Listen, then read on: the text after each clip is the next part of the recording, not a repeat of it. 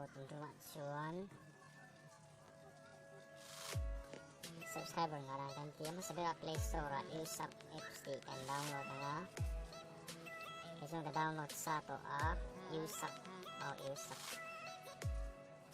USAP kan siya nga download sa to open nga lang open kan kita nga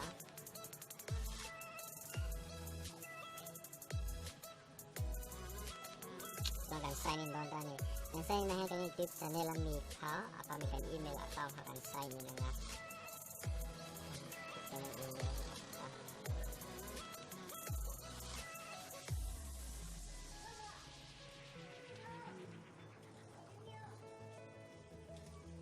cuan sign in nga Timothy thì hiện là lâu lặng ta ni account mi account thì là lâu campaign subscribe earn point di om ta an hoya kuan earn coin lampang hi sai chiang sai ya earn coin hin invite friend watch its video buy coin oma invite friend hian kan chen kan invite han zakum coin kum kan hoya thì link hi copy kan copy ng chon WhatsApp ay mo ko yung han kan konda don ta ni kan share nga an email pa nga an lo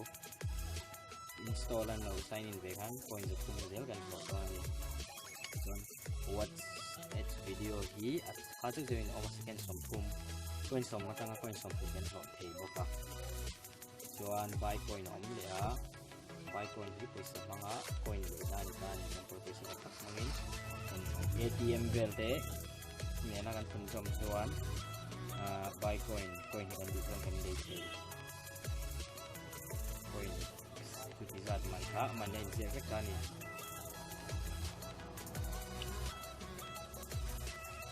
di hian coin sang khat langa kha cheng somret panga hian om jek tani aman sang sangin ka chu ma se tu na so kan tilonga a thona don thei dan tu kan endi tu ba chu ni subscribe ki mi channel ni ta kan subscribe don ta ni kan enanga khi mi kan en zel khian tu kan en chung khi second som luk chung ni ta ni automatically YouTube a lut ngal to pa chuan second som luk chung en photanga ya second som luk ma cheng ma khoi thei lo ni shima anoi awara kon jan apps ti omanga chu second som luk nuwa chuan jan apps ti lang ve le kan subscribe anga mi channel ki John apps ka kan pet do ni ase second so bukan kita tangaya lang mak ko ite siya wa anang ko ibe kon inza phak tu tin zongin aron tar ni John kan share tu pakatu kan subscribe to hi kan unsubscribe tu kan ni lawa unsubscribe ha unsubscribe kan ko do na ni hey hi dia kan ti hian coin som riat zel kan thwa ni channel dia kan review sa second som chung kan subscribe hian coin som riat zel kan ho ka kan ti ati no thei ta hian second som chung wa full trang app ti ong ta kan subscribe pang an subscribe ma bel lang ve le trang app ti kan ta oh di kan kita kan dollar sign is on the same kan som kan channel dang zel di kan ta second som kan ko tanga kan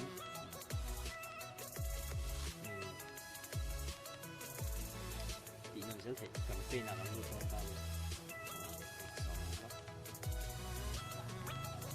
gan ST là ông về thì ta phải online cái tiền gan ST second som thum gan end tiền hiền coin hot exchange som coin som mà trắng á som thì vẫn lọt về đây second som thum mình tao tụi thì ta xem là online hiền như lâu lâu anh tin là mình ngal sẽ là second som thum ya coin som ta som coin som ni kan ho dia ni kan coin sa kan ita ni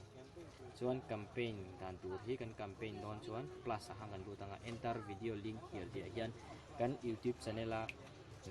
kan video ha kan du per ha kan copy don ni chuan ta hen kan paste sam kami kan ba copy It's กันไม่ตังอ่ะ It's กันไม่ตังส่วนที่เราจะก็อินสังขัดจีน่าส่งมาเสแคมเปญที่เอาก็อินสังขัดเลย subscriber ส่งเลย viewer ส่งที่ไอเห็นก็อินสังขัดที่ในส่วน subscriber ส่งที่เลยอังที่นั่นเนี่ยอัดดูดูจาระทันทีตอนนี้ก็อินงาดานะเจนก็อินจะแข่งขันออกมาส่วนที่ข้านินก็อินสังขัดที่ในส่วนที่แคมเปญที่อ่ะ subscriber ส่งอินแข่งก็ที่นั่นส่วนข้างกัน accept ไม่ตรงกันนี่ซึ่งก็ก็อินที่กำลังงาเราไว้ก็คือชินเราไม่หาตัวส่วนเราที่ข้างเดินกันเกี่ยวกับวันเชียร์ตัวเขาว่าอันนี้เสร็จแล้วส่วนที่ข้างมาเสกกันอีกแคมเปญที่ข้างอาจจะผ่านไม่เราไม่ได้ให้แต่ subscriber ส่งให้ในข้างไม่เราว่ามีงานเป็นคนที่ข้างมองใจนะเรา subscriber แบบดูก่อนนี่แต่มีดัง channel อีเวนต์นั้นเท่ากันอี channel ที่ข้างเห็นมีดังข้างเราเป็นเราเป็นเราก็ subscribe ไปเห็นที่เดียนใน channel subscribe ไปเห็นดูนะ เดียงให้ที่นั่นที่นั่นเทนี่ซึ่งว่าส่วนการขัดสุ่มวันเกคันวัดอาหารเราวะกันเตียกันมันจังเตียครับกันที่กันที่นั่นไปส่วนก็สมเด็จเสียกันตัวส่วน invite friend ที่ลงเมลมา invite friend เนี่ยยันเรา install ไว้อะอีเมลมันเรา sign in ไว้กัน coin ค่ะเดียงcoin จะขึ้นกันของเราจะดีกับเขาหมดหลอกเนี่ยแต่ที่อัปเดตเรียกอยู่ที่เป็นน้ำปงที่ทับกันอยู่นะการ subscribe จนได้ก็ดีค่ะอันนี้ไม่ได้กันมันสร้างอะไรกันดูเรื่องสร้างนะ